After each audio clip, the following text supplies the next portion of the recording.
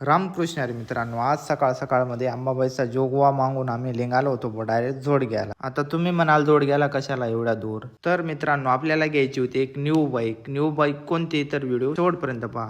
मग काय भाऊ, वारी भाऊला सोबत घेऊन गेलो भाऊ डायरेक्ट शोरूम वरती. आणि शोरूम वरती गेल्यानंतर आपल्याला पहिले गाडीचं कोटेशन काढायचं होतं, म्हणजे गाडी कितीला बसेल, काय बसेल ते सगळं आपल्याला विचारायचं होतं. मग काय भाऊ, सगळं विचारून झाल्यानंतर आपण पसंत केली होती भाऊ युनिकॉर्न. आणि युनिकॉर्न पसंत केल्यानंतर आपण सर्व प्रकारची माहिती त्या गाडीची विचारून घेतली आणि इन्शुरन्स वगैरे किती वर्षाचे काय ते आपण पूर्ण माहिती घेतली. आणि आपले डॉक्युमेंट देऊन आपण अगोदर पेमेंट केले, बाकी ऑनलाईन आणि बाकी कॅश देऊन आपण सगळं पेमेंट केलं.